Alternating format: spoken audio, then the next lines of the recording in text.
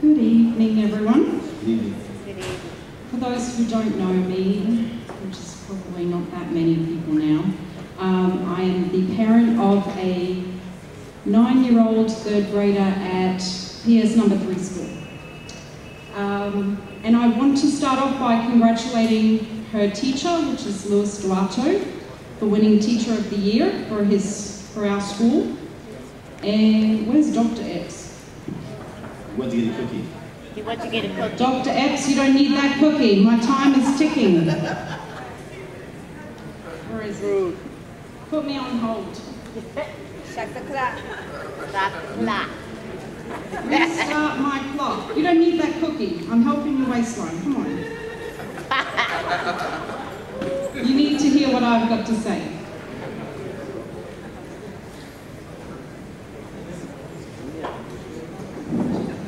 So Dr. Epps, you just missed me commending my teacher, my child's teacher, Luis Duarte, who just won Teacher of the Year award at PS number 3 school.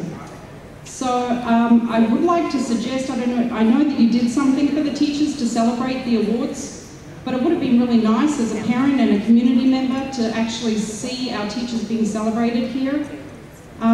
So I don't know if that happened and I missed it, but I was kind of expecting to see all the teachers of the year getting a little pat on the back here at tonight's meeting. So I'm wondering why that didn't happen. It didn't happen, you could have said. It was an oversight. Can we do it next year? Because that's a big award. It should be celebrated. These teachers work very hard. Yes, it can be. Thank you.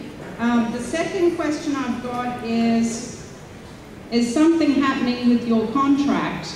Because I know it's all in limbo up in the air at the moment. I want to make sure that they're going to pay you next school year if you're coming back. And I'd like to know that this board is actively working to ensure the future of our school district. However that pans out, is something definitely going to be decided with your contract? Is it going to definitely be approved, denied, whatever? I want to make sure that someone's running this district next year. Okay, I guess I just want to remind the new board members that were just elected that that was actually one of your major platform pieces. So please don't forget that, because people are expecting something to happen in one way or another.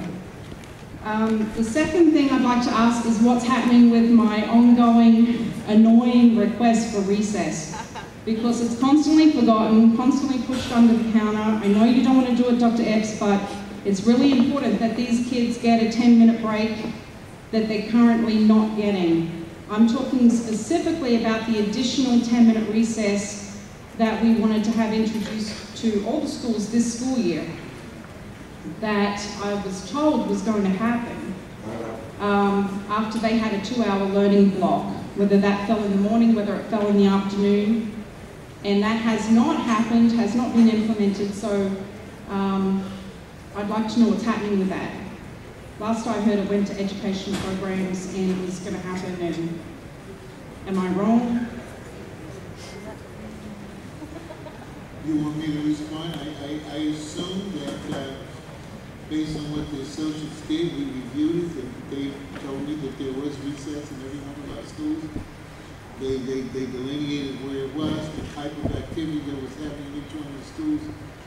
So Well, there's a recess that's attached to lunch, but that's a different The only recess. thing I'm telling you that that's the recess that this district, we've gone through that, and I think this is the second year that we're still talking about this. Actually, it's the third, or the end of the third. We're about to start the So, fourth. am I correct, Ms. Hammer and Mr. Walker, that we would assume that we have recess in each one of our schools?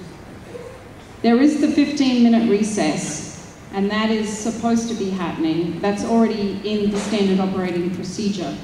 But There's nothing any more than that, Ms. Hammer. okay, because that's not actually what we were told. The recess committee was told that you were actually going to be implementing our recommendation, which was, the recess committee was made up of principals, teachers, parents,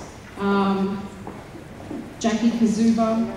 She found a way to implement that 10 minutes into the health curriculum portion because it's health related. Just hold 1 second, I'm sorry, if I can just interject. I respectfully disagree that recess is currently going on. I agree with you. I respectfully disagree that it's going on. And I'm hoping the policy chair can reopen this and see exactly how it's been, if it's being implemented. Yes. So I would like to it's imperative that these kids are they're getting the 15 minutes. Well, they're supposed to be getting the 15 minutes at lunch, either before or after lunch, where they get to actually go outside and run around.